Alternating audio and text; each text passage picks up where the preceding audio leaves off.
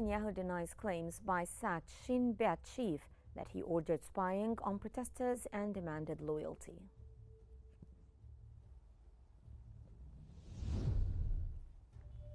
U.S. airstrikes in Yemen killed 12 and injure over 30, overwhelming hospitals in Sana'a.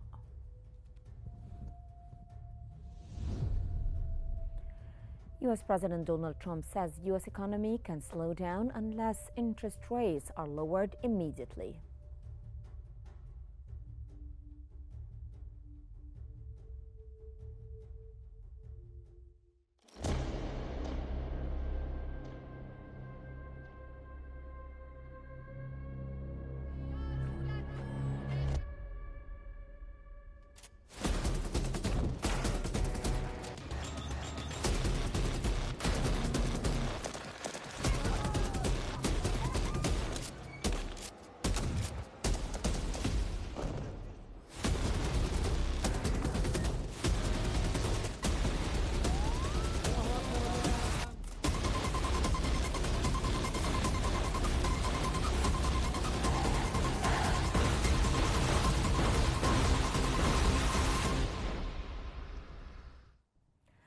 Israeli Prime Minister Benjamin Netanyahu's office has said that the chief of the Domestic Security Service, also known as the Shin Bet, falsely accused the Prime Minister of demanding personal loyalty in a Supreme Court affidavit.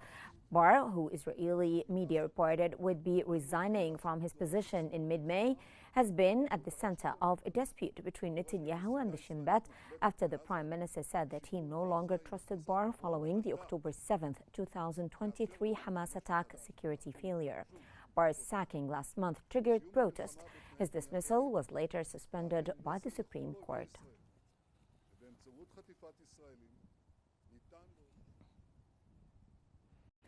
Sacked chief of the Shin Bet Domestic Intelligence Agency, Ronen Bar, has told Israel's Supreme Court that he was ordered by Netanyahu to spy on anti-government protesters.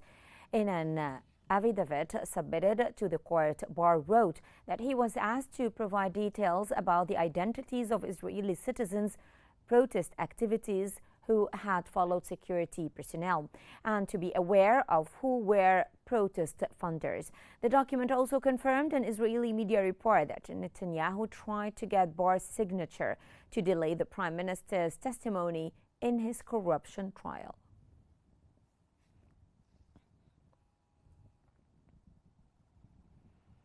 The Government Communications Center at the Palestinian Prime Minister's office has released its latest situation report, warning that Israel's war on Gaza has entered a new and deadly phase. Since March 18, 2025, Israeli attacks have killed 1,827 Palestinians and injured 4,828. More than 420,000 have been newly displaced, while Gaza's health system has collapsed and humanitarian aid remains blocked. In the occupied West Bank, Israeli forces continue military assaults on Jenin and Tulkarm. Over 51 Palestinians have been killed and more than 45,000 displaced.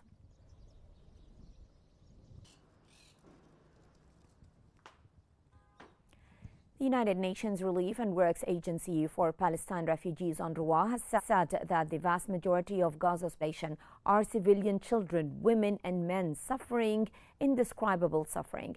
The agency affirmed via its Twitter account that nothing can justify the collective punishment of the Palestinian people, calling for a ceasefire now.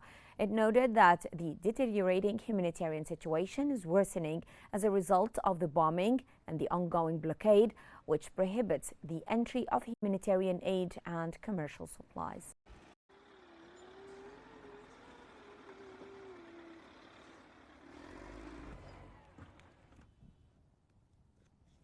The toll of Palestinian detainees who have been killed since the Israeli aggression on the Gaza Strip has surged to 65, including a child, and at least 40 from Gaza.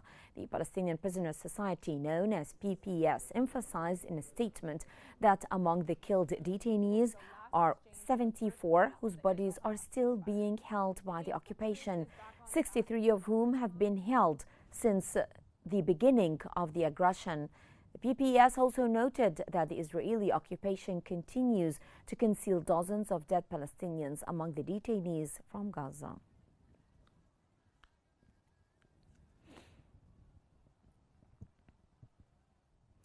The death toll from the Israeli occupation's aggression on the Gaza Strip since October 7, 2023, has risen to 51,240. Medical sources reported that over 116,931 people have been wounded. They added that 39 people were killed and 62 others wounded in the past 24 hours, with the casualties taken to hospitals across the Gaza Strip. A number of slain civilians remain trapped under the rubble of destroyed homes and facilities or lie in the streets as ambulances and rescue teams are unable to reach them due to limited resources.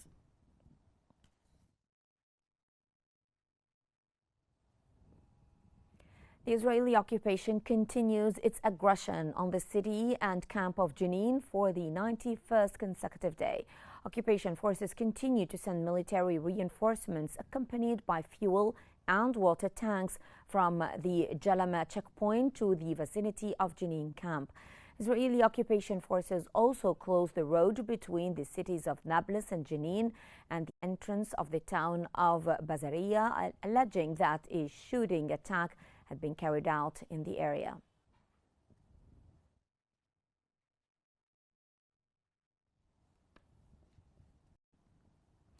Israeli occupation forces continue their aggression against the city of Tulkarm and its camp for the 85th consecutive day and for the 72nd day against the Nur Shams camp. Israeli occupation forces deployed throughout the city streets, stationed on Al-Haddadin Street, setting up a flying checkpoint, preventing vehicles from passing in both directions and preventing shop owners from parking outside their shops at gunpoint. Moreover, a massive explosion occurred last night in the Manshiya neighborhood of the Nur Shams camp, east of the city.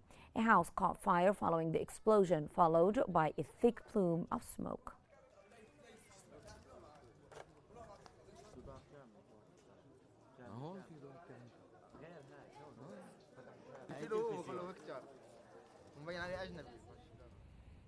Egypt has strongly condemned the extremist Israeli settler calls to destroy Al-Aqsa Mosque and the Dome of the Rock, labeling them as dangerous provocations that deeply offend Muslims worldwide.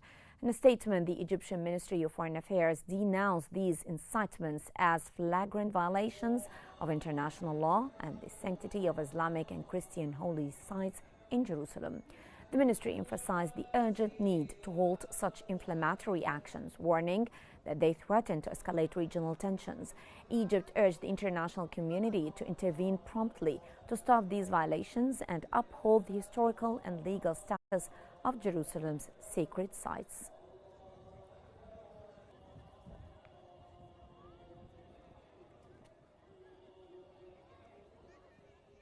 Egyptian Foreign Minister Badr Abdelati has emphasized the need to maximize the benefits of existing economic institutional frameworks between Egypt and Saudi Arabia, as well as to encourage exchanges of visits by senior officials, businessmen and investors.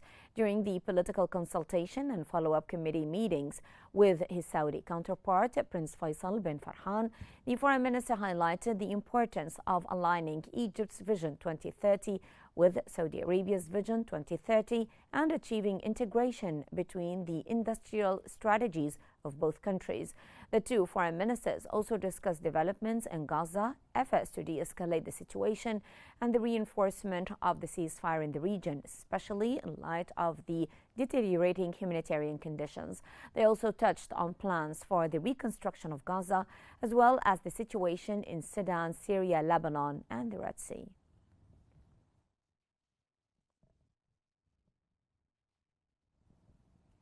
The United Arab Emirates has strongly condemned the extremist incitement by Israeli settler organizations calling for the destruction of Al-Aqsa Mosque and Dome of the Rock.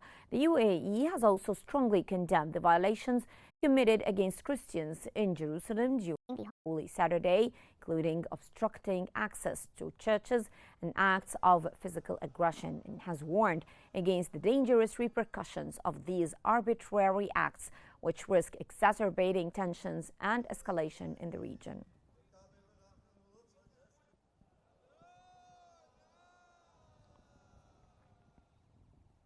Israeli Finance Minister Bezalel Smotrich has declared that the return of detainees from Gaza is not the government's primary focus.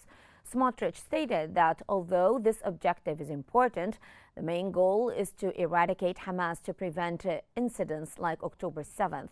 He also announced plans for 3,600 new housing units and 5 settlements in Gush Etzion in the West Bank.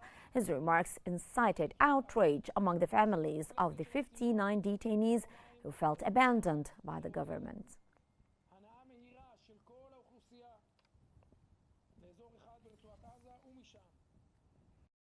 Israeli Prime Minister Benjamin Netanyahu arrived at the Tel Aviv District Court to testify in his long-running corruption trial.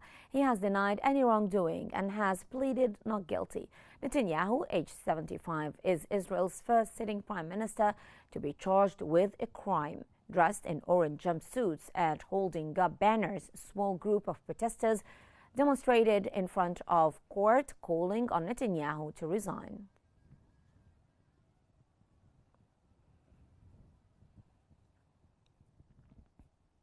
Israeli officials have warned that Prime Minister Benjamin Netanyahu poses a threat to Israel's security after Shin Bet head Ronen Bar presented a memo to the Supreme Court detailing his dismissal for refusing to pledge personal loyalty to Netanyahu.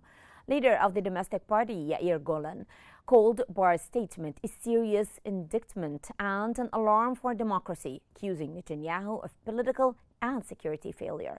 Opposition leader Yair Lapid echoed the concern, asserting that Netanyahu endangers Israel's security. Despite his dismissal, Bar intends to resign after the court ruled his termination invalid.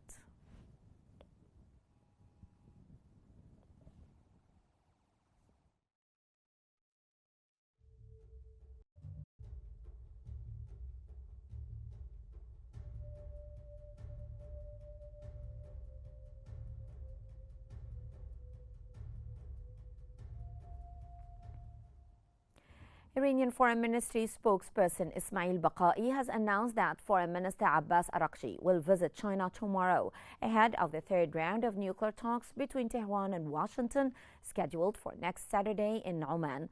Baqai emphasized that the discussions aim to lift what he termed unjust and illegal sanctions on Iran. He stressed the need for tangible outcomes to allow Iran to engage in normal economic and banking activities, highlighting the importance of guarantees for the agreement's continuity.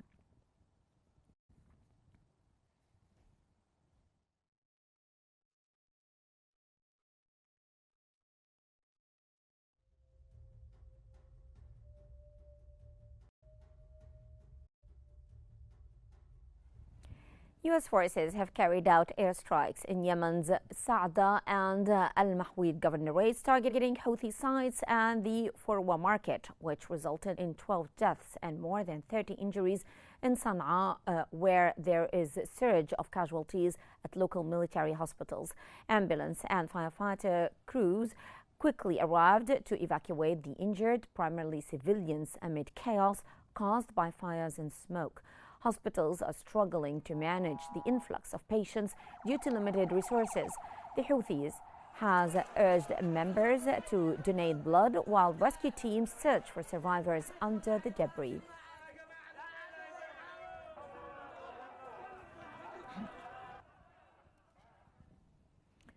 Meanwhile, the Houthis have announced 2 military operations. They said that the first targeted a key site in Israel's Ashkelon region using a Yafa drone, while the second aimed at an Israeli military target with Samad-1 drone. These actions were a response to the U.S. aggression and recent atrocities against the Yemenis, including a massacre in Sana'a. The operations also involved missile and drone strikes against the U.S. aircraft carriers Truman and Vincent, successfully achieving their objectives.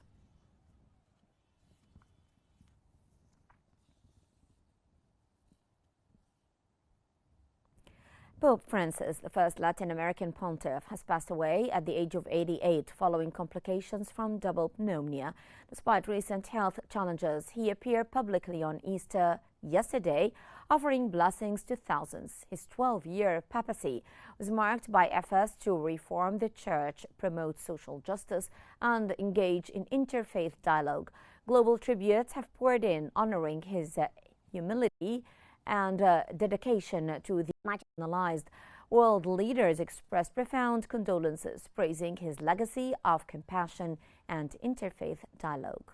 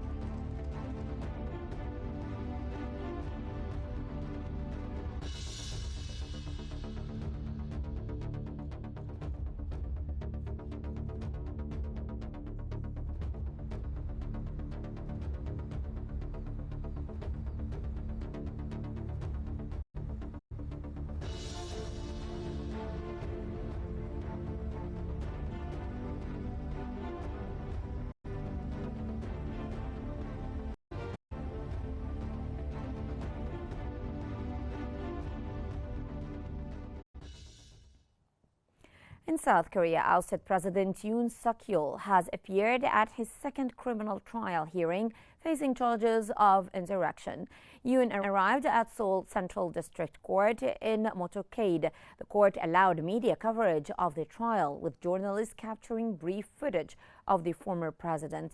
Yoon has denied the charges, defending his attempt at martial law in December as a necessary response to government paralysis caused by opposition party actions.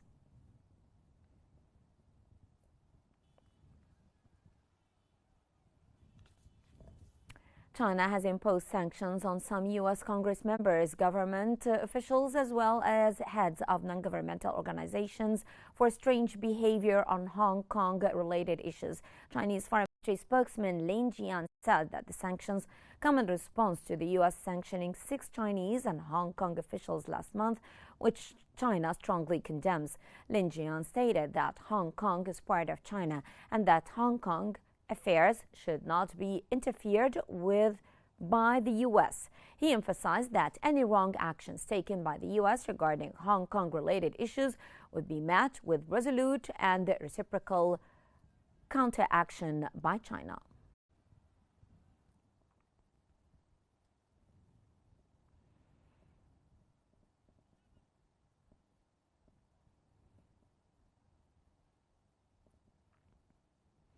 After a long journey from Argentina, Puppy the African elephant has arrived at an elephant sanctuary in Brazil. Previously living in the Buenos Aires Eco Park, she traveled in a spacious crate under caretaker supervision for her safety.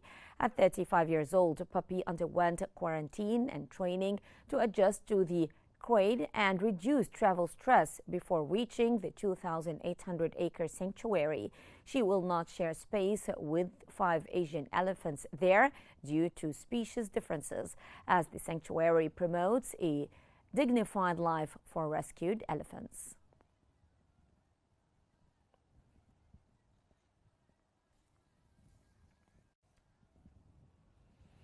Now we move on to the latest economic developments around the world.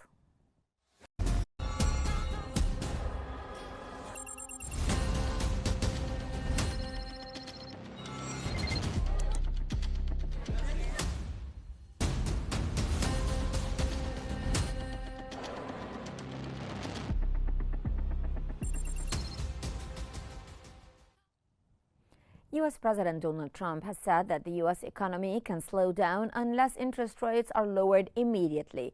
In a post on Truth Social, Trump criticized Federal Reserve Chair Jerome Powell for being too late and urged swift action to prevent economic stagnation. Reiterating his call for Powell to act now, Trump emphasized with costs trending downward as predicted and inflation nearly non-existent, the economy could slow without rate cuts.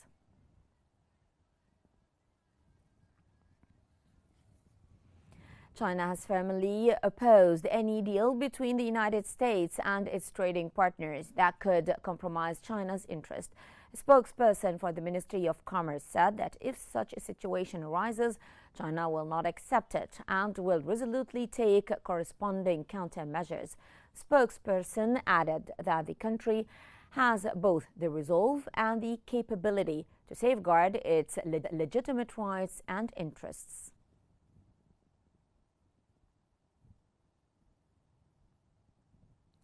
U.S. Vice President J.D. Vance has begun a 4-day visit to India to meet with Prime Minister Narendra Modi, aiming for an early trade deal to avoid steep U.S. tariffs and strengthen ties with the Trump administration.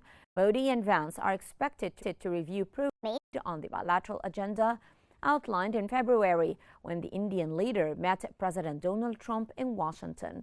It includes fairness in their two-way trade and growing their defense partnership.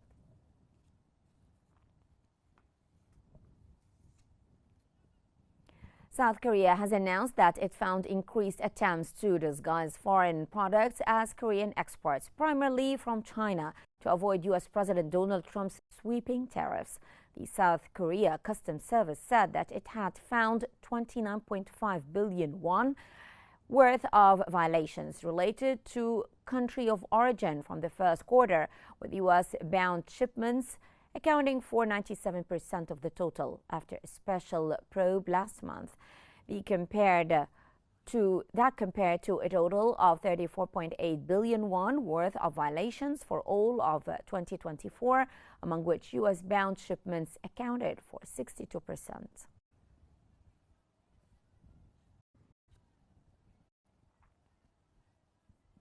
Gold has surged above $3,400 to a record high as the dollar weakened and uncertainty over the economic impact of U.S.-China trade tensions spurred demand for safe haven gold. Spot gold rose 2.6% to $3,415.24 an ounce. Prices hit a record high of $3,424.25 earlier in the session. Meanwhile, the dollar tumbled as investor confidence in the U.S. economy took another hit over President Donald Trump's comments about Federal Reserve Chairman Jerome Powell.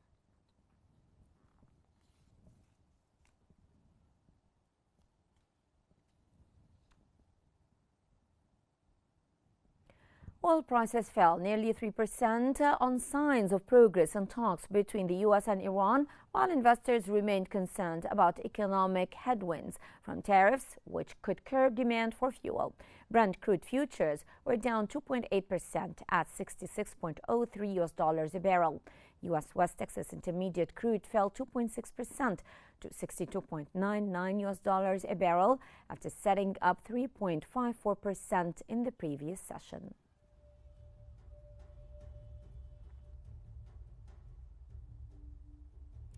And that brings us to the end of our news bulletin, and here is what we have been covering. Netanyahu denies claims by sacked Shin Bet chief that he ordered spying on protesters and demanded loyalty. U.S. airstrikes in Yemen killed 12 and injure over 30, overwhelming hospitals in Sana'a.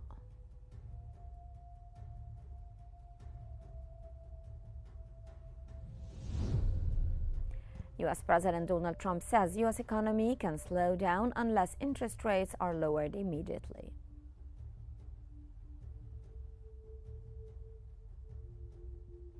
And this concludes our news bulletin for the hour. Don't forget to follow Q News on YouTube, Facebook, Instagram, and TikTok at QNewsEG to stay informed. I'm Hala Al-Hamalawi. Thank you very much for watching and stay tuned for more updates here on Q News.